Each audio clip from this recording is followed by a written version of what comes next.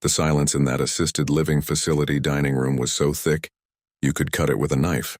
My grandmother Evelyn sat at the head of the table, her weathered hands folded perfectly in her lap, her back straight as a church pew despite her 82 years. The cheap fluorescent lights cast harsh shadows across her dark skin, highlighting every line that decades of struggle had etched into her face. But it was her eyes, those sharp, knowing eyes, that held everyone frozen in place. "You forgot my birthday," she said, her voice barely above a whisper, yet it carried the weight of a thunderclap. 82 years on this earth, and my own children couldn't remember the day I brought them into this world. My mother Vanessa shifted uncomfortably in her designer chair, her manicured fingers drumming against her expensive purse. She'd driven up from her suburban mansion in her brand-new Mercedes, dressed to impress as always. But now she looked small, diminished. My Uncle David cleared his throat, his usual businessman's confidence nowhere to be found as he loosened his silk tie. "Mama, we've been busy," Vanessa started, but grandmother held up one finger.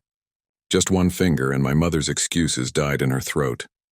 "Busy," Evelyn repeated, rolling the word around like it tasted bitter. "Too busy for the woman who worked 3 jobs to put you through college. Too busy for the woman who stayed up nights when you had pneumonia, Vanessa. Too busy for the woman who taught you how to ride a bike when your daddy ran off, David." The lawyer sitting in the corner, Mr. Henderson from downtown, adjusted his glasses and cleared his throat. He'd been quiet until now, but something in his posture suggested the real fireworks hadn't even started yet. The manila envelope in his hands seemed to glow under those fluorescent lights, and I had a feeling whatever was inside was about to change everything. But let me back up. Let me tell you how we got here. To this moment where my family's true colors were about to be exposed in the most brutal way possible. Let me tell you about the woman who raised me when nobody else would, and how I became the only person in our family who remembered what love actually looked like. You see, 3 weeks earlier, it was my grandmother's birthday. While my mother was getting her nails done and my uncle was closing some big business deal, I was sitting alone with grandmother Evelyn in her tiny room at Sunset Manor, watching her blow out 82 candles on a grocery store cake I'd bought with my teacher's salary. She made a wish, I still don't know what it was, but the way she looked at me afterward, with tears in her eyes and hope in her smile, I should have known something was coming. Something that would make my mother and uncle wish they'd remembered to buy a card, something that would prove my grandmother's memory was sharper than any of us realized. Before we dive into this story, I'm curious, what city are you watching from right now? Drop your location in the comments below. I love connecting with people from all over the world who understand the power of family, loyalty, and sometimes justice. I should have seen it coming. The way my mother's voice got all sing-song fake when she called me that Tuesday morning, 3 days before grandmother's birthday. "Marcus, honey," she said, and I could practically hear her checking her reflection in whatever mirror was nearby. "I'm thinking we should probably skip visiting Mama this weekend. You know how she gets confused lately." Confused. That was rich coming from a woman who couldn't remember her own mother's birthday without checking Facebook memories. "What do you mean confused, Mom?" I asked, grating papers at my kitchen table. Red ink stained my fingers, seemed appropriate somehow. Grandmother's mind as sharp as ever. "Oh, sweetie," that condescending tone that made my teeth clench. "You're so sweet for thinking that. But Dr. Martinez told us her memory isn't what it used to be. She probably won't even remember it's her birthday. It would just upset her if we make a big deal out of nothing." Dr. Martinez, the same doctor who spent exactly 5 minutes with grandmother during her monthly checkups, asking her to count backward from 100 and spell world backward. Like those tests could measure a lifetime of wisdom, strength, and survival. "Besides," Vanessa continued, "David and I have that charity gala on Saturday. The one for the Children's Hospital? You know how important our community presence is for the business." Our community presence. As if grandmother hadn't been part of this community longer than any of us had been breathing. I set down my pen and walked to the window of my small apartment. From here I could see the school where I taught American history to kids who looked like me, kids whose grandparents had stories just like grandmother Evelyn's. Stories of working in white folks' kitchens to send their children to college. Stories of scraping together pennies so their families could have better lives than they did. "Mom, it's her 82nd birthday.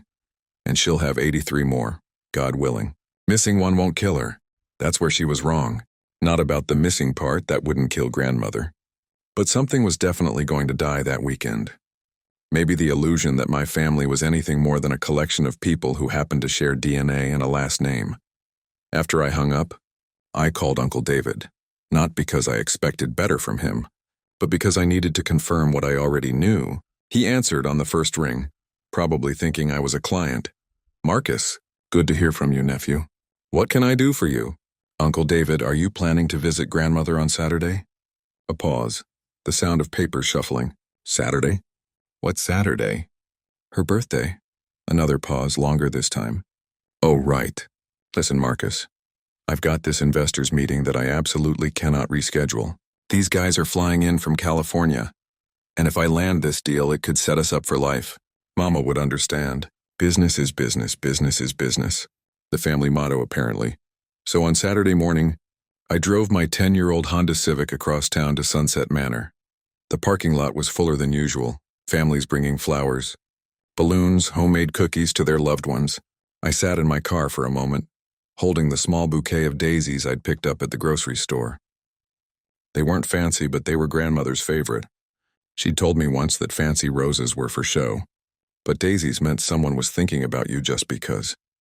The automatic doors of Sunset Manor whooshed open, and I was hit with that familiar smell, disinfectant trying to cover up the odor of too many people living too close together. Too many dreams deferred, too many stories waiting to be told to anyone who'd listen. Mrs. Rodriguez at the front desk smiled when she saw me. "Marcus, she's been asking about you all morning." "Room 237, but I think you know that by now." I did know. I'd been walking these hallways every Sunday for the past 3 years, ever since grandmother moved here. Not because she needed to, her mind was sharp and her body strong enough, but because after grandfather died, the house felt too big and too quiet, and my mother and uncle convinced her she'd be safer here. Safer from what? Living her own life? I found her in the community room, sitting by the window in her favorite chair. She wore a yellow dress with tiny flowers on it, and her silver hair was braided and wrapped in a colorful headscarf that brought out the deep brown of her eyes. She looked beautiful. She looked like she was waiting for something, or someone. "Marcus," she said when she saw me, and her whole face lit up. "I knew you'd come." I handed her the daisies, and she buried her face in them, inhaling deeply. "These are perfect," she said. "Just perfect." We were alone in the community room. The television was on, playing some game show that nobody was watching. Through the window, I could see other families on the garden patio, celebrating with their loved ones. But in here, it was just us. Just like it had been for most of my childhood. When my mother was too busy climbing social ladders and my uncle was too busy chasing dollars to notice that I needed someone to teach me how to tie my shoes, how to throw a curveball, how to treat people with dignity and respect. "Where is everyone else?" grandmother asked, though her tone suggested she already knew the answer. "They had other plans," I said, settling into the chair beside her. She nodded slowly, her fingers tracing the petals of the daisies. "Other plans," she repeated. "On my birthday." "I'm here, grandmother." She looked at me then, really looked at me, and I saw something in her eyes that I'd never seen before. Not sadness. Grandmother had carried sadness for years and learned how to bear it with grace. This was something else, something that looked like resolution. "Yes," she said, reaching over to squeeze my hand. "You are." The small birthday cake I'd picked up from the bakery section at Kroger wasn't much to look at. Vanilla with white frosting and happy 82nd birthday, written in blue icing that was already starting to smudge.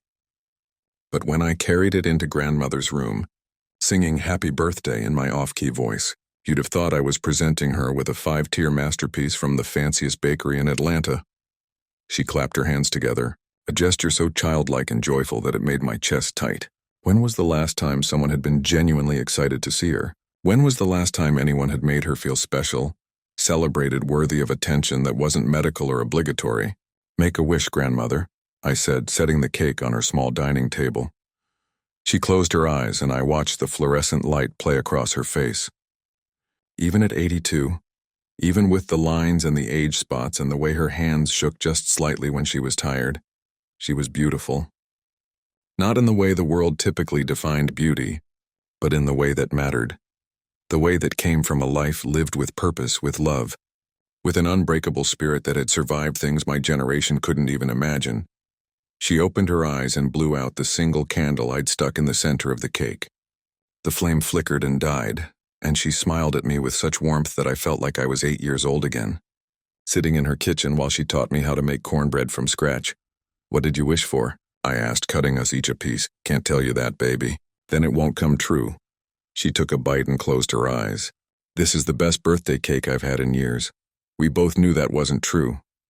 We both knew this grocery store cake couldn't compete with the elaborate spreads my mother used to arrange when grandmother lived in her own house, when appearances mattered more than genuine celebration. But this cake was made with love, served with presents, given by someone who remembered without being reminded. "Tell me about your teaching," she said, settling back in her chair with her plate balanced on her lap. This was grandmother's gift, the way she could make you feel like the most important person in the world just by asking about your day. So I told her about my students, about the unit we were doing on the civil rights movement, about how some of them were surprised to learn that heroes looked like their grandparents, lived in their neighborhoods, worked ordinary jobs while doing extraordinary things. "Like you," I said. "You're part of that history, grandmother. The way you and grandfather built a life from nothing. The way you raised your children to dream bigger than the world wanted to let them. That's heroic." She waved her hand dismissively, but I could see the pride in her eyes. I just did what needed doing. Wasn't nothing heroic about working 3 jobs to keep food on the table. It was everything heroic about it. We sat in comfortable silence for a while, eating cake and watching the afternoon light shift across her small room. I'd helped her decorate when she first moved in. Family photos on the dresser, her favorite quilt on the bed, the Bible she'd carried since she was 16 on the nightstand. It looked homey enough, but it wasn't home. Home had been the house on Maple Street where she'd raised her children, where she'd hosted Sunday dinners for 20 years, where she'd planted a garden every spring and canned vegetables every fall. Home had been sold 6 months after she moved here. The proceeds split between my mother and uncle, for her care, though I'd never seen evidence of any extra care being purchased. "Marcus," she said suddenly, setting down her fork. "I need to ask you something." "Anything, grandmother. If something happens to me, nothing's going to happen to you. You're strong as an ox." She held up her hand, the same gesture that had silenced my mother countless times over the years. "Listen to me, child. I'm 82 years old. I've lived a good life, a full life, but I'm not foolish enough to think I'm immortal. When my time comes, and it will come, I need to know that someone will remember me correctly." I started to protest again, but she continued. "Not the version your mother and uncle want to remember. The convenient version where I was just an old woman who needed taking care of. I need someone to remember that I was a person who loved hard, worked hard, sacrificed everything for my family even when they didn't deserve it." "They don't deserve it now," I said, the words coming out sharper than I intended. "No," she agreed, surprising me. "They don't, but you do. You deserve to know that love isn't just given. It's chosen every day in small ways and big ones. You choose to be here. You choose to remember. You choose to see me as more than just an obligation." She reached across the table and took my hand in both of hers. Her skin was soft but strong, marked with the calluses of decades of hard work that had finally begun to fade. "That's my real gift to you, Marcus. Not anything I can leave you in a will, but the knowledge that you are the kind of man who keeps showing up. The kind of man who remembers birthdays and brings daisies and sits with old ladies eating grocery store cake because it's the right thing to do." "You're not just any old lady," I said. "You're my grandmother. You're the woman who raised me when my parents were too busy building their careers to notice I existed. You're the woman who taught me that character isn't what you do when people are watching. It's what you do when they're not." She smiled then, and it was like watching the sun rise. "That's exactly right, baby. That's exactly right." As the afternoon wore on, we looked through photo albums, telling stories about relatives who'd passed on, laughing about my awkward teenage years, remembering the good times when our family felt like a family instead of a collection of strangers who shared a name. When visiting hours ended and I had to leave, she walked me to the door of her room. The hallway was busy with other families saying their goodbyes, the sounds of love and laughter and promises to visit soon echoing off the walls. "Thank you," she said, hugging me tight. "This was perfect. Same time next week?" "I'll be here," she said, but something in her voice made me turn back.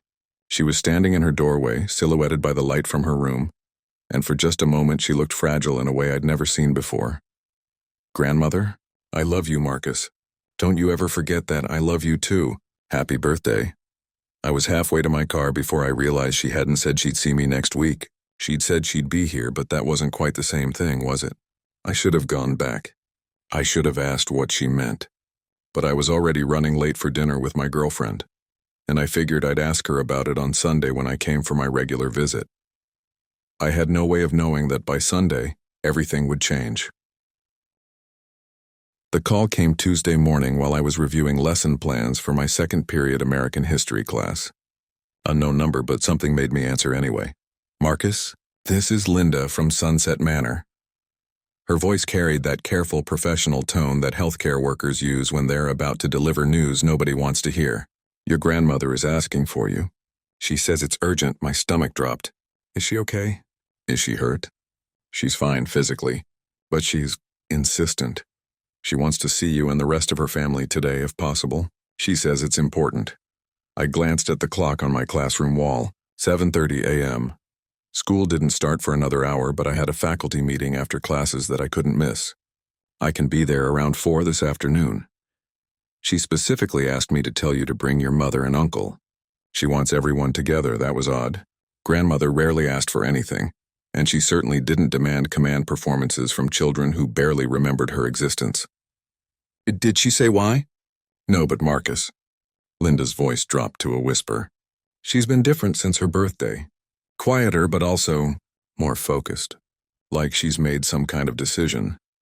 I spent the rest of the day with a knot in my stomach, barely paying attention to lectures about Reconstruction in the Jim Crow era.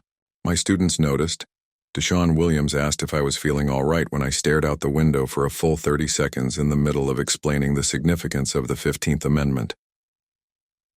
After school, I called my mother first.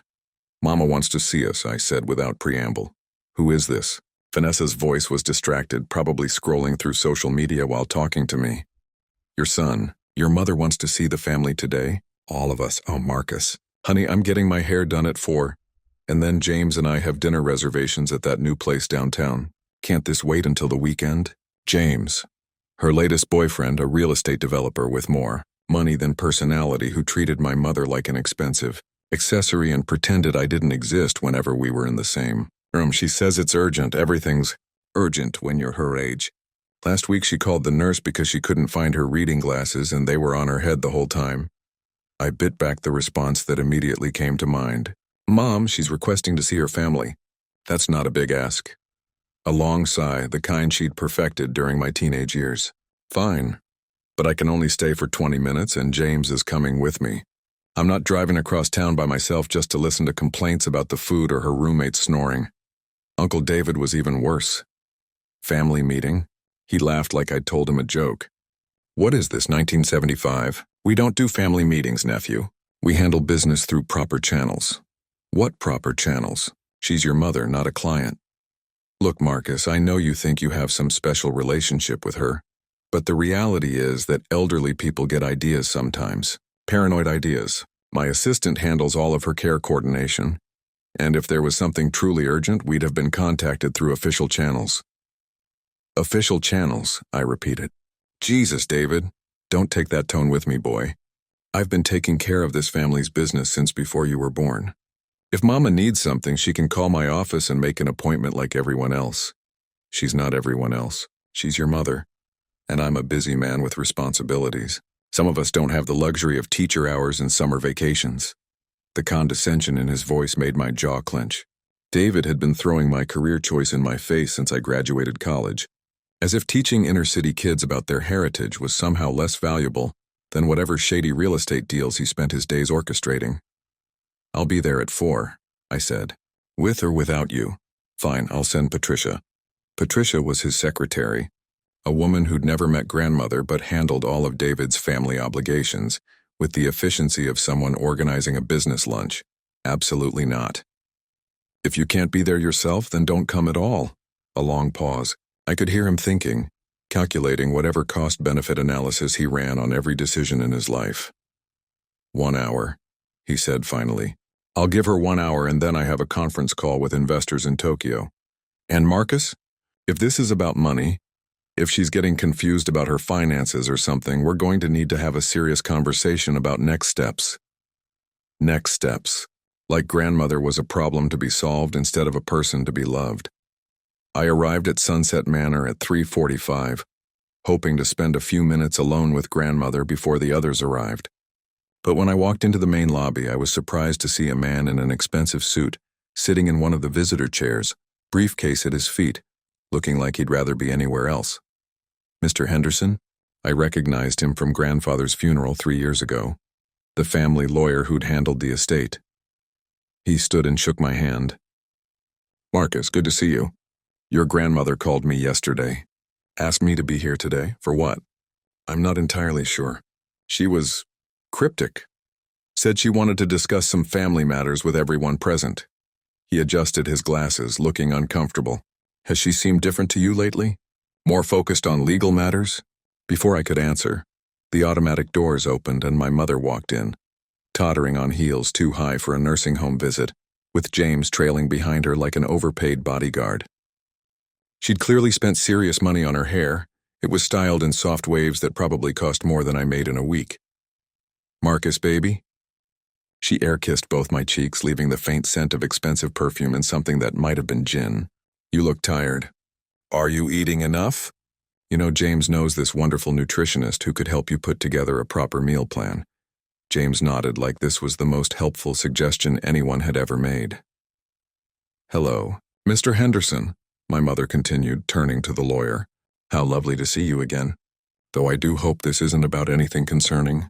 Mama's been having some confusion lately and we wouldn't want her making any rash decisions while she's not thinking clearly. The lawyer's expression didn't change, but something in his posture suggested he'd heard this kind of talk before. Your mother seemed quite lucid when she called me Mrs. Patterson. Patterson? She'd taken James's name even though they weren't married, which seemed fitting somehow. Even her identity was borrowed these days. Uncle David arrived 10 minutes later, still talking loudly into his Bluetooth headset about square footage and profit margins.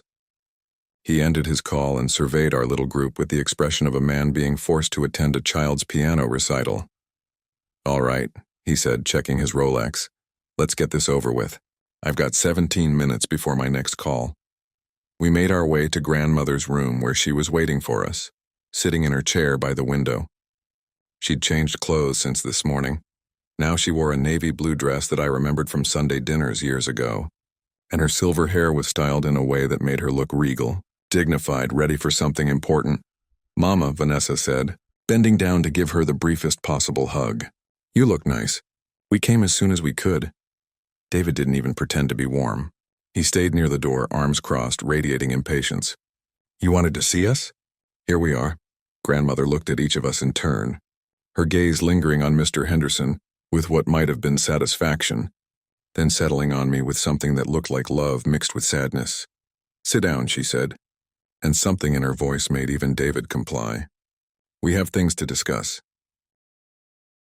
The tension in that small room was so thick you could have cut it with a butter knife. My mother perched on the edge of the visitor chair like she was ready to bolt at any moment, her purse clutched in her lap, her eyes darting between her phone and the door. James stood behind her, looking like he'd rather be getting a root canal. Uncle David checked his watch every 30 seconds, making sure we all knew how valuable his time was, and there was grandmother, sitting in her chair by the window like a queen holding court, her hands folded in her lap, her back straight, her eyes clearer and sharper than I'd seen them in years. Thank you all for coming, she said, her voice carrying that particular authority that had made me and my cousins straighten up when we were kids. I know you're all very busy. Of course, Mama, Vanessa said, her voice taking on that artificial sweetness she used when she wanted something. You know we'd drop everything for you. Don't we, David? David grunted something that might have been agreement while typing on his phone. David, grandmother said, and something in her tone made him look up. Put that away. Mama, this isn't important. Put it away. The silence that followed was deafening. I couldn't remember the last time I'd seen Uncle David take orders from anyone, but something in grandmother's expression brooked no argument. He slipped the phone into his jacket pocket, though his jaw twitched with irritation. Better, grandmother said. Now I asked Mr. Henderson here because what I have to say involves legal matters. Family business that needs to be handled properly. At the mention of legal matters, both my mother and uncle suddenly became very attentive. Vanessa sat up straighter, and David actually took a step closer to grandmother's chair. The smell of money in the water and the sharks were circling. What kind of legal matters, Mama? Vanessa asked, her voice carefully casual. Is everything all right? Are you worried about your care here? Because you know we only want what's best for you. Grandmother's smile was small and knowing. Oh, I know exactly what you want, Vanessa. She turned to address the room, including me and Mr. Henderson in her gaze. I've been doing a lot of thinking lately. About family. About what it means to be family. About the difference between people who are related to you and people who actually love you. Mama, David said, his businessman's voice taking on a warning tone. If this is about money, we should discuss it privately, not in front of... He gestured vaguely toward Mr. Henderson and even James, as if their presence was somehow inappropriate. In front of witnesses, you mean? Grandmother's voice was mild, but there was steel underneath it. Oh no, David, I want witnesses. I want everyone to hear what I have to say. She looked directly at my mother. Vanessa, do you remember my birthday last Saturday? The color drained from my mother's face. Mama, I told you we had that charity gala. Do you remember it? Well, no, but David? Grandmother's gaze shifted to my uncle. Do you remember my birthday?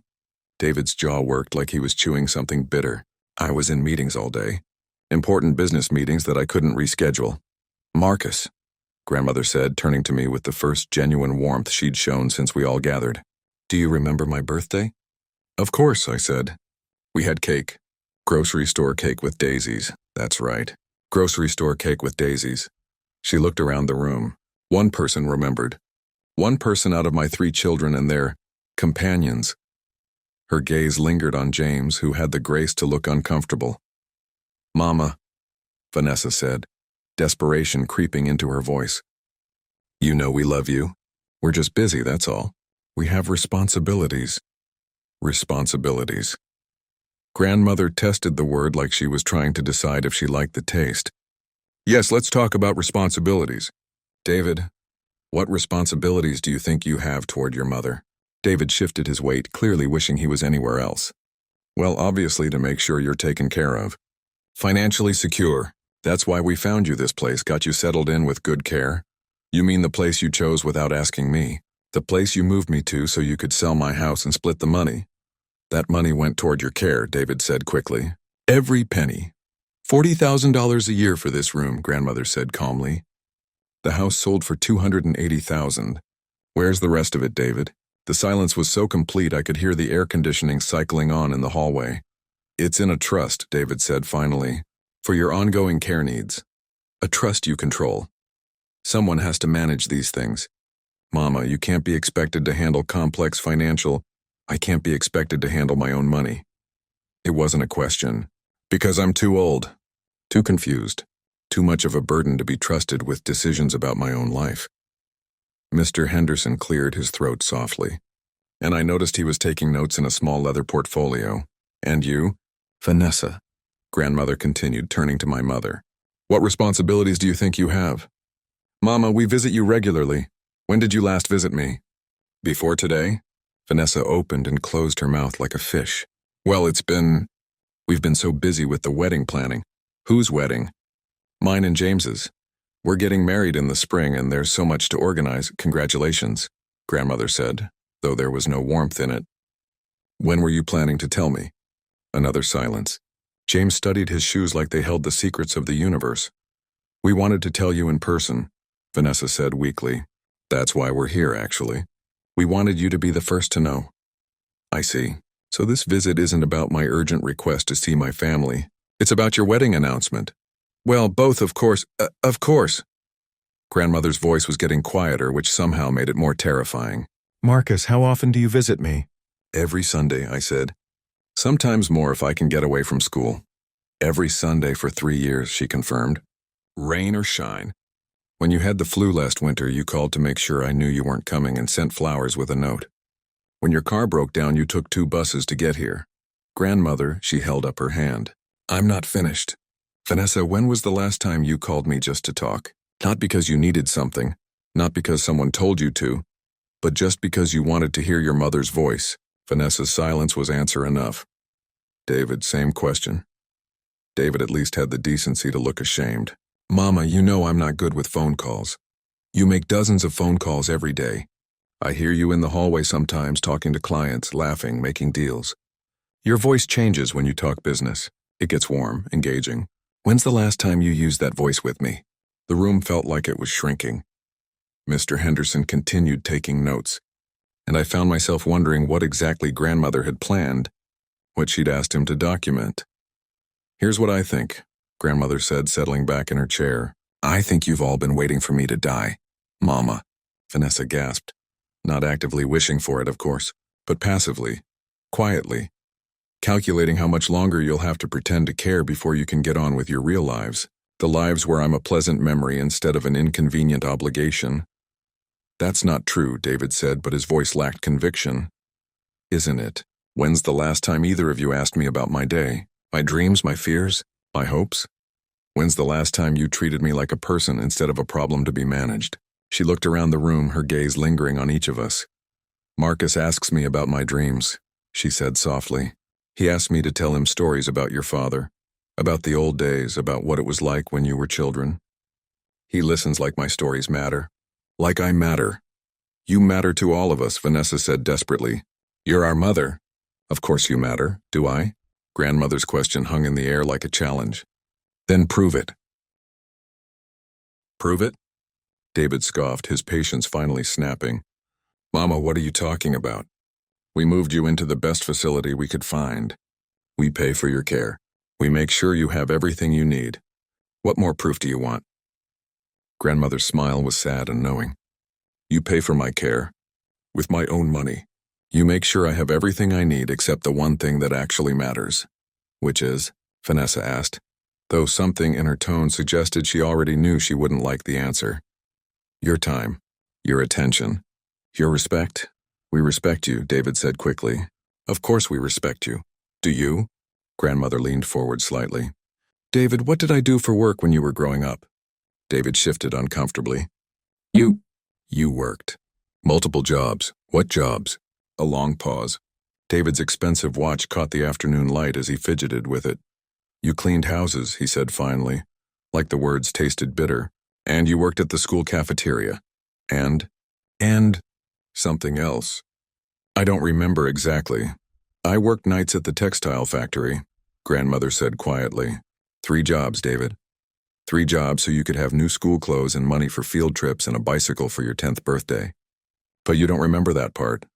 That was a long time ago. Vanessa, grandmother continued, not letting him finish. What was my favorite song when you were little? The one I used to sing when I braided your hair for church? My mother's face went blank. Mama, I was so young. His eye is on the sparrow. I sang it every Sunday morning while I braided your hair and told you stories about strong women who faced hard times with grace. But you don't remember that either. The room was getting smaller by the minute. James had backed himself into the corner near the door, probably planning his escape route. Mr. Henderson continued taking notes, his pen moving steadily across the paper.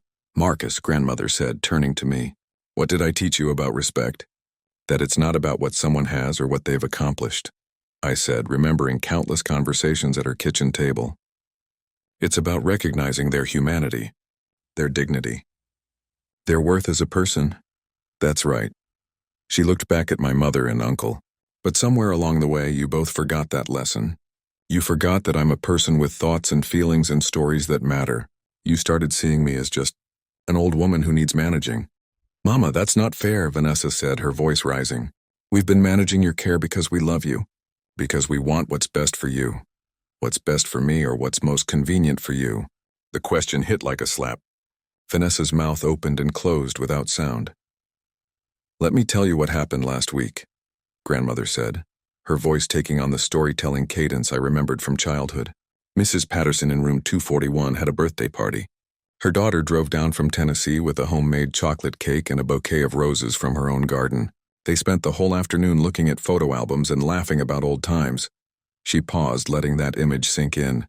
Mrs. Johnson in room 253 doesn't have any children, but her neighbor, A young man about Marcus's age comes every other day to play checkers with her. He brings her magazines and reads her the funny parts. Last month, when she had pneumonia, he sat with her every evening until visiting hours ended. "Mama," David started, but she held up her hand. "I'm not finished. Mr. Rodriguez in room 268 is 91 years old. His grandson drives 4 hours every Sunday to take him to lunch at their old favorite restaurant. 4 hours, David, each way. Because family isn't just about obligation, it's about choice. It's about showing up because you want to, not because you have to." She looked around the room, her gaze settling on each of us in turn. "And then there's me, the woman whose son is too busy with business meetings to remember her birthday. The woman whose daughter is too busy planning her third wedding to visit her mother. The woman whose family treats her like a burden instead of a blessing." "That's not true," Vanessa said, but her voice was weak, unconvincing even to herself. "Isn't it?" Grandmother's voice was getting stronger, more determined. "Vanessa, you've been married twice before. Did you invite me to either of those weddings?" Silence. "You didn't even tell me about them until after they were over. David, you bought a new house 3 years ago. Have you ever invited me to visit?" More silence. "You moved me into this place and convinced yourselves you were doing the right thing. But the truth is, you moved me here so you wouldn't have to deal with me anymore. So you could sell my house and split the money and check taking care of Mama off your list of responsibilities." "Now wait just a minute," David said, his business persona finally cracking. "That house was too big for you. You couldn't maintain it. You were isolated there." "I was independent there," Grandmother corrected. "I had my garden. I had my neighbors. I had my church family 5 minutes away instead of across town. I had the bedroom where I slept with your father for 43 years. The kitchen where I taught all of you how to cook. The living room where we celebrated every Christmas and birthday and milestone." Her voice was rising now, decades of suppressed hurt finally breaking through. "But it was inconvenient for you. Inconvenient to drive across town when you felt guilty enough to visit. Inconvenient to worry about whether I was okay. Much easier to warehouse me here where the professionals could handle everything. We thought you'd be happier here," Vanessa said weakly, "with people your own age, activities, social interaction." "Social interaction," Grandmother repeated, laughing bitterly. "You want to know about social interaction? Most of these people can't remember their own names. The ones who can remember spend their days talking about medications and doctor appointments and which of their children bother to call." She gestured toward the window, where the afternoon sun was casting long shadows across the parking lot. "You know what I do all day, Vanessa? I sit in that chair and watch the parking lot. I count the cars that come and go. I watch families arrive with balloons and flowers and homemade cookies. I watch children run across the grass while their parents visit their grandparents. And I wonder what I did wrong. I wonder why my children turned out to be strangers." "Mama, don't say that," Vanessa said, tears starting to form in her eyes. "We're not strangers. When's my birthday, Vanessa?" It was last Saturday." "What's my favorite color?" Vanessa stared at her, speechless. "What's my middle name? What was my mother's name? What did I want to be when I grew up before I met your father and started having babies?" Each question hit like a physical blow. David had gone pale, and even James looked uncomfortable witnessing this family implosion. "You don't know," Grandmother said quietly. "You don't know anything about me except that I'm your mother and I'm getting old and someday I'll die and leave you whatever money I have left." "That's not," David started. "It is exactly that," Grandmother interrupted. "You've been managing my decline instead of celebrating my life. You've been waiting for me to become incompetent so you can take control of everything without feeling guilty about it." She stood up slowly, moving to the small dresser where she kept her most precious possessions. She picked up a framed photograph, the 3 of them as children, sitting on the front steps of the house on Maple Street, all gap-toothed grins and summer clothes. "I look at this picture every night before I go to sleep," she said, running her finger along the glass. "I remember when you were children who loved me not because you had to, but because I was your whole world. When you'd fight over who got to sit in my lap during story time, when you'd race to the car to tell me about your day at school." She set the photo back down and turned to face us. "I've been wondering what happened to those children. When did they turn into these cold, calculating adults who see their mother as a problem to be solved, instead of a person to be loved?" The silence stretched between us like a chasm. Outside, I could hear the sounds of the facility's evening routine. Dinner carts rattling down hallways, televisions playing game shows, the distant sound of someone playing piano in the activity room. Finally, David cleared his throat. Mama, if you're unhappy here, we can look into other arrangements. There are other facilities, grandmother repeated, shaking her head. That's your solution? Another facility? Another place to store me until I die? What do you want from us? Vanessa asked, frustration finally breaking through her artificial sweetness. We can't turn back time. We can't undo the past. We're here now, aren't we? We came when you called. You came when you thought it might involve money, grandmother said calmly. You came because Mr. Henderson is here and you're worried I might be changing my will. The truth of that statement hung in the air like a toxic cloud. Both my mother and uncle had the decency to look ashamed, but neither tried to deny it. Well, grandmother continued, moving back to her chair with the slow dignity of a queen returning to her throne. You're not wrong. I am changing my will, and there it was. The moment everything shifted. The moment my mother and uncle went from embarrassed to terrified. The moment Mr. Henderson's pen stopped moving and the only sound was the mechanical hum of the air conditioning. Now, Mama, David said, his voice taking on that fake reasonable tone he used when he was trying to talk someone out of a bad business decision. You don't want to make any hasty decisions when you're upset. These things should be discussed rationally with all the family present. All the family is present, grandmother said, looking directly at me. The family that matters is present. The silence that followed grandmother's declaration was deafening. I watched my mother and uncle exchange a look that spoke volumes, panic mixed with calculation. The same expression I'd seen on their faces years ago when they realized the house on Maple Street was worth more than they'd expected. Mr. Henderson cleared his throat and opened his briefcase, withdrawing a manila folder that seemed to glow under the fluorescent lights. Mrs. Carter asked me to prepare a revised will last week. She was very specific about her wishes. Last week? David's voice cracked slightly. She couldn't have been thinking clearly. She's been confused lately, haven't you, Mama? Tell them about how you couldn't find your glasses last Tuesday. My glasses were exactly where I left them, grandmother said calmly. On my nightstand next to the book Marcus brought me. The same book you walked past 3 times during your 5-minute visit without noticing. That's not the point. The point, grandmother interrupted, is that you've been hoping I'd become incompetent so you could justify taking control of my life. Well, I have news for you, David. My mind is sharper than it's been in years, sharp enough to see exactly what kind of children I raised. Vanessa leaned forward in her chair, her designer purse clutched so tightly her knuckles had gone white. Mama, before you do anything drastic, maybe we should talk privately. Just family. Without... She gestured vaguely toward Mr. Henderson and James. Without witnesses, you mean? Grandmother's smile was razor sharp. Oh no, dear. I want witnesses for this. I want it all documented properly. She nodded to Mr. Henderson, who adjusted his glasses and opened the folder. Mrs. Carter came to my office last Monday with very clear instructions. She wanted to ensure her assets would go to the family member who had demonstrated consistent love, respect, and devotion. Consistent devotion, David repeated, like he was trying to solve a math problem. Mama, we've all been devoted to you in our own ways. Have you? Grandmother's voice was quiet, but it carried the weight of decades. David, when was the last time you asked me how I was feeling? Not about my health, not about whether the staff here was treating me well, but how I was feeling as a person. David opened his mouth, then closed it again. Vanessa, when was the last time you called me just to chat? To share something happy that happened in your life? To ask for my advice about anything that mattered? My mother's lip trembled, but no words came out. Marcus, grandmother said, turning to me with warmth that stood in stark contrast to the coldness she'd shown the others. When was the last time you visited me? Sunday, I said softly, like always. And what did we talk about? Your stories about when Mom and Uncle David were kids. About the garden you used to have. About the book I brought you. The one about the Harlem Renaissance. You said it reminded you of your mother's stories about coming north during the Great Migration. Grandmother smiled, and for a moment the hardness in her face melted away. That's right. We talked about history, about family, about dreams and struggles and hope.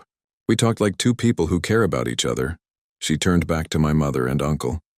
When was the last time either of you had that kind of conversation with me? The silence stretched like a taut wire ready to snap. Mr. Henderson, grandmother said, settling back in her chair. Please proceed. The lawyer cleared his throat and began to read. Last will and testament of Evelyn May Carter. Being of sound mind and body, I hereby revoke all previous wills and codicils. As he spoke, I watched my mother and uncle. David had gone completely still, his businessman's mask slipping to reveal something desperate underneath. Vanessa was twisting her engagement ring, a massive diamond that probably cost more than I made in 6 months, around and around her finger. To my daughter, Vanessa Patterson, I leave my jewelry collection and the sum of $5,000, with the hope that she will remember that true beauty comes from how we treat others, not from what we wear or who we marry. Vanessa gasped like she'd been slapped. 5,000? Mama, that's not, You thought what? Grandmother's voice was steady. You thought you'd get half of everything because you're my daughter? Even though you haven't visited me voluntarily in over a year? Even though you've spent more money on your wedding dress than you've spent on visiting your mother? To my son David Carter, Mr. Henderson continued, I leave my collection of books and the sum of $5,000, with the hope that he will remember that wisdom cannot be bought or sold, only earned through love and experience. David's face had gone from pale to red to purple. This is insane. You can't, Mama, you're not thinking straight. $5,000? Do you know how much we've spent on your care? Do you have any idea what this facility costs? I know exactly what it costs, Grandmother said. $40,000 a year from the sale of my house. The house you convinced me to sell for my own good. The house that sold for $280,000. The house whose sale left me with $240,000 in assets after you took your management fees. David's mouth opened and closed like a fish gasping for air. And where did you think that money would go, David? Did you think I'd forgotten about it? Did you think I was too senile to keep track of my own finances? We invested it for you, he said desperately. It's in a trust, earning interest. It's in an account you control, earning interest that you've been skimming for 3 years. Grandmother's voice was matter-of-fact, like she was commenting on the weather. Did you think I wouldn't notice? Did you think Mr. Henderson wouldn't help me review the statements when I asked? The color drained from David's face again. That money was for management fees, legal fees, administrative costs. $47,000 in fees over 3 years, Grandmother said calmly. More than this facility costs annually. Quite expensive management, wouldn't you say? Mr. Henderson cleared his throat pointedly. Shall I continue? Grandmother nodded. To my grandson, Marcus Carter, who has shown consistent love, respect, and devotion, who has honored my life and my stories, who has treated me as a person worthy of time and attention, rather than an obligation to be managed. To Marcus, I leave the remainder of my estate, including all remaining cash assets, personal property, and sentimental items. The words hung in the air like smoke. I felt like I'd been hit by lightning. Grandmother, You deserve it, she said simply. You're the only one who never forgot that I was a person first and your family member second. You're the only one who visited me because you wanted to, not because you felt obligated to. You're the only one who listened to my stories like they mattered. This is ridiculous, David exploded, jumping to his feet. He's manipulated her. A teacher, for God's sake. He makes $30,000 a year and suddenly he's getting everything? This isn't legal. You can't cut out your own children for some school teacher. Some school teacher who remembered my birthday, Grandmother said quietly. Some school teacher who brings me flowers and asks about my dreams. Some school teacher who treats me with more respect and kindness than my own children have shown me in years. Vanessa was crying now, mascara running down her cheeks in black streams. Mama, please. This isn't fair. We're your children. We love you, do you? Grandmother asked. Or do you love what you thought you'd inherit from me? Both, Vanessa sobbed. Of course we love you. You're our mother. Then prove it, Grandmother said, echoing David's earlier challenge. Prove it by visiting me next week. And the week after that. And the week after that. Prove it by calling me just to hear my voice. Prove it by asking me about my day, my memories, my hopes for whatever time I have left. She stood up slowly, moving to the window that overlooked the parking lot. Prove it by treating me like a person instead of an inconvenience, like a mother instead of an obligation, like someone whose stories matter, whose experiences have value, whose love was worth more than whatever money you thought you'd inherit. She turned back to face the room, and I saw something in her expression that took my breath away. Not anger, not bitterness, but a kind of profound sadness mixed with a strength I'd never fully appreciated before. I worked 3 jobs to give you both the opportunities I never had, she said. I sacrificed my dreams so you could chase yours. I loved you unconditionally. Even when you made choices I didn't understand. Even when you hurt me. Even when you forgot I existed. Her voice broke slightly on the last words, and I felt my own eyes burning with tears. But love isn't just something you receive, it's something you give. And for too long, you've been taking without giving anything back. Taking my money, my house, my independence, my dignity. Taking everything while giving nothing but excuses and empty promises and 5-minute visits when guilt finally overwhelms your indifference. The room was completely silent except for the sound of Vanessa's quiet crying and the distant hum of the facility around us. Marcus gives. Grandmother continued, looking directly at me. He gives his time, his attention, his respect. He gives his presence without expecting anything in return. He gives love the way love is supposed to be given, freely, consistently, without keeping score. She moved back to her chair, settling into it with the dignity of a judge pronouncing sentence. So yes, I'm giving him what's left of my estate. Not because he manipulated me, not because he's greedy, but because he's the only one who's been giving me anything that matters for the past 3 years. Mr. Henderson was packing up his papers, the legal formalities apparently complete. David and Vanessa sat in stunned silence, probably calculating how much money had just slipped through their fingers. But all I could think about was the woman sitting in that chair, the woman who'd raised me when my parents were too busy building their careers to notice I needed raising. The woman who'd taught me that love wasn't about what you could get, but about what you were willing to give. Grandmother, I said, my voice hoarse with emotion. I don't want your money. She smiled at me, and it was like watching the sun rise. I know you don't, baby. That's exactly why you're getting it. The explosion came exactly as I expected it would. This is insane. David shot to his feet. His expensive suit rumpled from stress, his face flushed red with rage. Completely insane. You can't cut your own children out of your will for some bleeding heart teacher who's been filling your head with nonsense. Nonsense? Grandmother's voice was deadly calm. Is that what you call love, David? Nonsense? I call it manipulation. He began pacing the small room like a caged animal. He knew exactly what he was doing, visiting you every week, bringing you little gifts, playing on your emotions. He saw a lonely old woman and he took advantage. The words hit me like a physical blow. Not because they were true, but because of how easily my uncle could twist 3 years of genuine care into something ugly and calculating. That's enough, I said, standing up. Don't I dare what? David whirled around to face me, his eyes blazing. Don't I dare tell the truth? You think I don't see what this is? You've been working this angle for years, haven't you?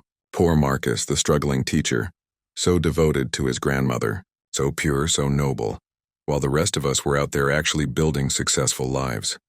Building successful lives by stealing from your own mother? The words came out harder than I intended, but I was past caring about family diplomacy. David's face went white. I never stole anything. Every penny I took was legitimate compensation for managing her affairs. $47,000 in 3 years, Grandmother said quietly. For what exactly? Depositing checks? Paying bills? A high school student could have done that for free. You have no idea what's involved in managing an estate, David snapped. The legal complications, the tax implications, the investment decisions. What investment decisions? Grandmother's voice cut through his bluster like a knife. The money has been sitting in a basic savings account earning 2% interest. You've done nothing but skim fees from an account you convinced me I was too incompetent to manage, myself. Vanessa had stopped crying and was staring at her brother with something that might have been recognition. David, she said slowly, is that true? Have you been taking money from Mama's account? I've been managing her finances responsibly. That's not what I asked.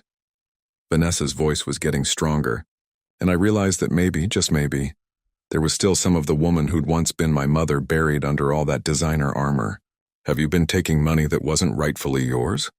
David's jaw worked silently for a moment. Family businesses require family investments. I had expenses related to managing her care.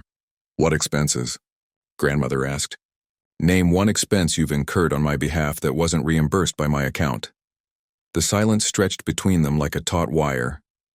"You can't," Grandmother continued, "because there weren't any. You saw an opportunity to supplement your income with your mother's money, and you took it. Just like you saw an opportunity to sell my house and pocket the proceeds under the guise of caring for me. I provided you with excellent care." David's voice was rising to a shout now. "This facility has the best reputation in the city. This facility is the cheapest one you could find that wouldn't embarrass you if your business associates found out where you'd warehoused your mother." Grandmother replied calmly, "Don't pretend this was about my comfort or well-being. This was about minimizing your expenses and maximizing your profit." James, who'd been trying to make himself invisible in the corner, finally spoke up. "Maybe we should give the family some privacy to work this out."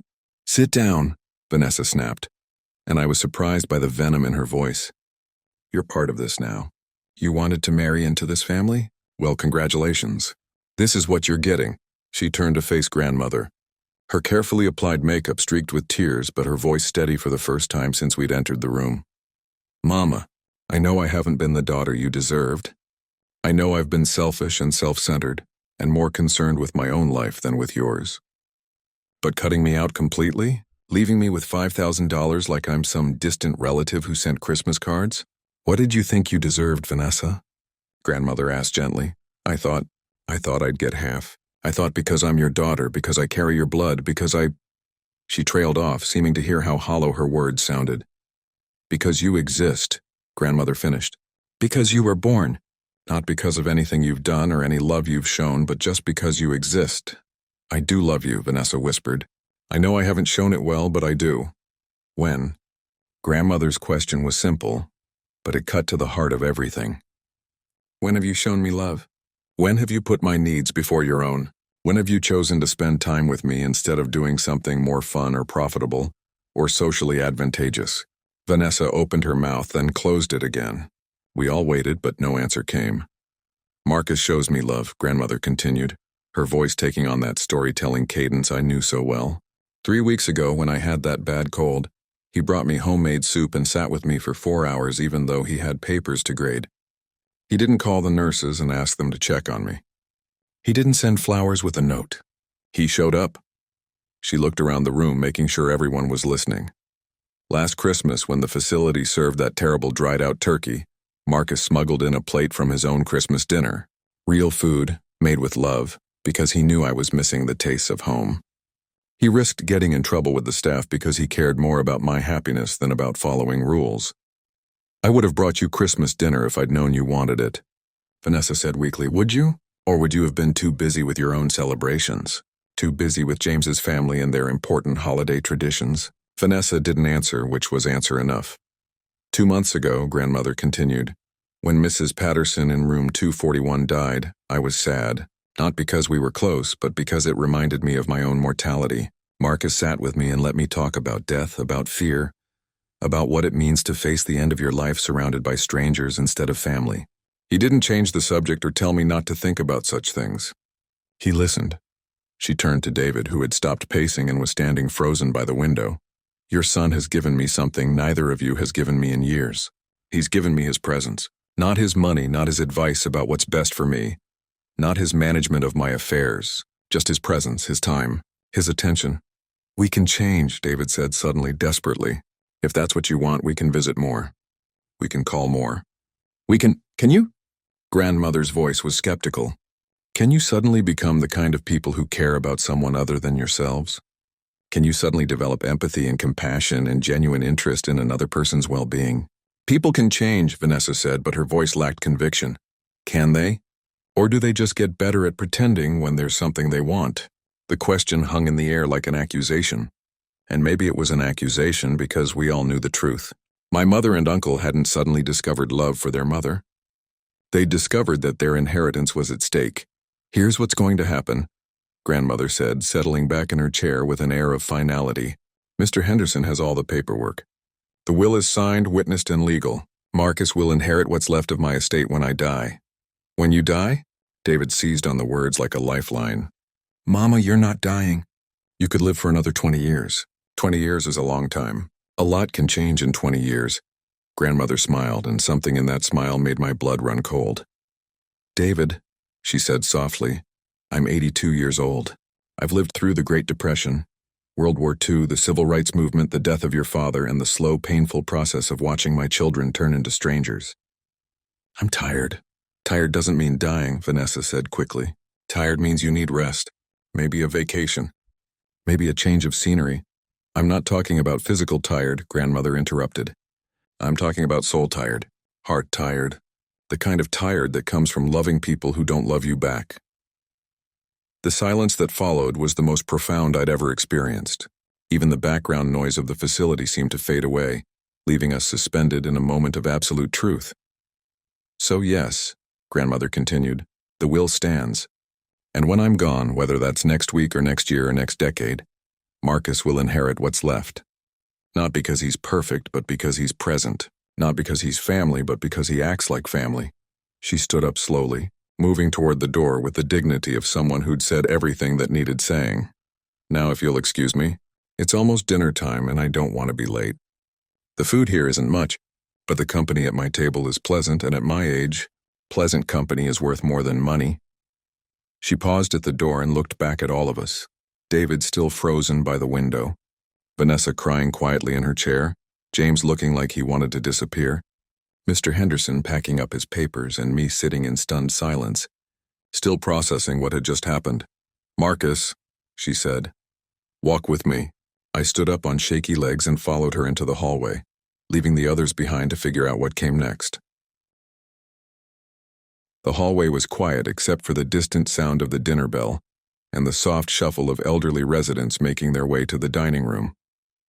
Grandmother walked slowly beside me, her hand resting lightly on my arm, and for the first time in hours I felt like I could breathe. Are you angry with me? She asked as we passed the nurse's station. Angry?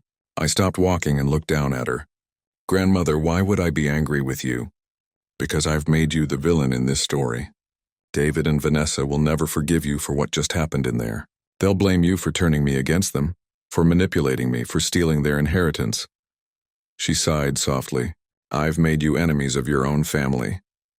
I thought about that for a moment, watching the evening light slant through the windows at the end of the hall. Somewhere behind us I could hear raised voices. Probably David and Vanessa arguing about next steps, legal challenges, ways to contest the will. The same voices that had spent years discussing what to do about the mama problem were now discussing what to do about the Marcus problem. They were never really my family, I said finally. Not the way that matters. They were DNA and shared memories and obligation. But you've been my family since I was 8 years old and needed someone to teach me how to ride a bike because my parents were too busy networking at cocktail parties. We started walking again, passing room after room filled with people whose own families had made different choices. Some rooms were dark and quiet. Others glowed with the warm light of visitors, the sound of laughter and conversation spilling into the hallway. I don't want their money, I said quietly. I never wanted their money. I know you don't, baby. That's exactly why you're getting it. We reached the dining room entrance, where residents were beginning to gather for the evening meal. Mrs. Rodriguez waved at us from her table, and Mr. Williams called out a greeting to grandmother. She waved back, and I could see the genuine affection in these small interactions, the relationships she'd built with people who saw her as more than just an obligation to be managed. Grandmother, I said, stopping just outside the dining room. Earlier, when you were talking about being tired, you meant what you said, didn't you? She looked up at me with those sharp, knowing eyes that had seen so much of life. I'm 82 years old, Marcus. I've buried my husband, most of my friends, and now I've had to bury the illusions I had about my children. Yes, I'm tired, but you're not giving up, are you? Her smile was gentle but sad. I'm not giving up on life, if that's what you're asking. But I am giving up on the fantasy that David and Vanessa will suddenly become the children I raised them to be. Some lessons take a lifetime to learn, and some people never learn them at all. She reached up and cupped my face in her weathered hands. But you learned them without being taught. You learned that love isn't something you save for special occasions or dole out when it's convenient. You learned that respect isn't about what someone can do for you, but about who they are as a person. You taught me that. I taught you a lot of things, but the most important ones you had to learn yourself, like the difference between being present and just showing up, Like the difference between caring for someone and caring about someone. Behind us, the voices from her room had gotten louder. Through the open doorway, I could see David gesticulating wildly while Vanessa sat with her head in her hands. James was on his phone, probably calling a lawyer or an accountant or someone who could help them figure out how to contest a will they'd never expected to need to contest. They're going to fight this, I said. Probably. David especially. He's not used to losing, and he's certainly not used to losing to someone he considers beneath him.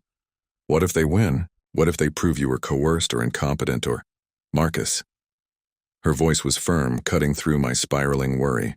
Look at me. I met her eyes, those clear, intelligent eyes that had never looked more alert or determined. Do I seem incompetent to you? Do I seem like someone who doesn't understand the implications of what I've done? No, ma'am. Then trust me. I've been planning this for longer than you know. Mr. Henderson didn't just prepare that will last week. We've been working together for months, documenting everything. Every missed birthday, every forgotten phone call, every time David took management fees from my account. Every time you showed up when no one else did. She gestured toward the dining room where her table mates were saving her usual seat. These people have been my witnesses, Marcus. They've watched you visit every Sunday for 3 years. They've seen you bring flowers and books and homemade soup when I was sick. They've heard me tell stories about the grandson who never forgot his grandmother, even when everyone else did. But if they contest it, then we'll fight it, and we'll win. Because the truth is on our side, and because I'm not the helpless old woman they want everyone to believe I am. She straightened her shoulders, and for a moment I could see the young woman she'd once been, the woman who'd worked 3 jobs to support her family, who'd faced down landlords and bill collectors and anyone else who tried to take advantage of her children. Besides, she continued with a slight smile, I have one more card to play if they push too hard. What do you mean? Those management fees David has been taking? They're not just unethical, they're illegal. Breach of fiduciary duty, possible elder abuse charges. Mr. Henderson has all the documentation we need if David wants to make this a legal battle. I stared at her in amazement. You've been building a case against him? I've been protecting myself just like I taught you to do. Sometimes you have to gather your evidence before you make your move. The dinner bell rang again, more insistent this time. Grandmother squeezed my hand and started toward her table, then paused and looked back at me. Marcus, there's something else I need to tell you. Something important. What is it? The money, it's not as much as David and Vanessa think it is. After all of David's fees and 3 years of facility costs, what's left is maybe $150,000. Enough to help you, but not enough to set you up for life. I felt a wave of relief wash over me. Good, I was worried it might be more. She laughed, a sound like wind chimes in a gentle breeze. Only you would be relieved to inherit less money. But that's not the real gift I'm leaving you, baby. What do you mean? The real gift is the knowledge that you are capable of love. Real love. The kind that shows up without being asked. That gives without expecting anything in return. That sees the person instead of the problem. She moved closer, lowering her voice so only I could hear. Someday you'll have children of your own. Someday you'll be the elder in the family. The one making decisions about care and inheritance and what really matters. And when that day comes, you'll remember this moment. You'll remember that love isn't about blood or obligation or expectation. It's about choice. It's about showing up. It's about seeing people for who they are and honoring their dignity. Grandmother, let me finish. You'll remember that the greatest inheritance you can leave someone isn't money or property. It's the example of how to love well. How to treat people with respect and kindness. How to be present in someone's life instead of just passing through it. She reached into her pocket and pulled out a small, worn envelope. This is for you, she said, pressing it into my hands. But don't open it until after. You'll know when.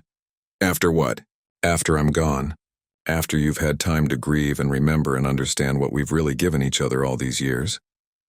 The envelope was warm from her touch, and I could feel something small and hard inside. Grandmother, you're scaring me. You keep talking like I'm going to die? She smiled. Baby, we're all going to die. The only question is whether we live first, whether we love first, whether we make the most of whatever time we're given. She looked toward the dining room where her friends were waving at her to hurry up. I need to go eat dinner now. Meatloaf tonight. Not great, but Mrs. Patterson makes excellent company. And Mr. Rodriguez always has the best stories about his grandson's baseball games. She started to walk away, then turned back one more time. Marcus, thank you. For what? For seeing me. For 3 years of Sundays and birthday cakes and stories that mattered to someone. For treating me like a person instead of a problem. For showing me that at least one of my children turned out to be the kind of man I hoped I was raising. And then she was gone, walking into the warm light of the dining room, taking her place at a table full of people who were happy to see her, who valued her presence, who understood that every day above ground was a gift worth celebrating. I stood in the hallway for a long time, holding that envelope and watching her through the doorway. She was laughing at something Mr. Rodriguez had said, and the sound carried across the room like a blessing. Behind me, the arguing had stopped. I could hear footsteps approaching, and I knew I'd have to face whatever came next. The accusations, the threats, the legal challenges, the family drama that would probably stretch on for months or years. But right now, in this moment, watching my grandmother enjoy dinner with people who cared about her, I understood what she'd been trying to teach me all these years. Love isn't complicated. People make it complicated with their expectations and conditions and scorekeeping. But love itself is simple. It shows up. It pays attention. It honors the dignity of another human being. It remembers birthdays and brings daisies and sits with someone when they're sad or scared or just lonely. Chooses to be present instead of just passing through. And sometimes, if you're very lucky, it gets passed down from one generation to the next. Not through genetics or legal documents, but through example. Through the quiet daily practice of treating people like they matter. That was my real inheritance. Not the money in some bank account, but the knowledge that I had learned how to love well. That somewhere along the way, in all those Sunday visits and birthday celebrations and shared stories, I had become the kind of person who showed up. The kind of person who remembered. The kind of person who saw others not as problems to be solved or obligations to be managed, but as human beings deserving of respect and kindness and presence. As I finally turned to face whatever was waiting for me in that room, I realized that grandmother had been right about one thing. This wasn't really about money at all, it was about legacy. About what we pass down and what we choose to carry forward. And the legacy she was leaving me, the example of how to love without condition, how to show up without being asked, how to honor people's dignity, even when they can't return the favor, that was worth more than any inheritance David and Vanessa could have imagined. That was the kind of wealth that couldn't be contested in court or divided among heirs or diminished by legal fees. That was the kind of inheritance that would keep growing, generation after generation, as long as someone remembered to water it with presence and tend it with care. From the dining room came the sound of laughter and conversation, the gentle clink of silverware against plates, the warm buzz of people sharing a meal in each other's company. And at the center of it all sat my grandmother, Evelyn Carter, 82 years old and finally surrounded by people who understood her worth, people who remembered her birthday, people who brought her daisies, people who showed up.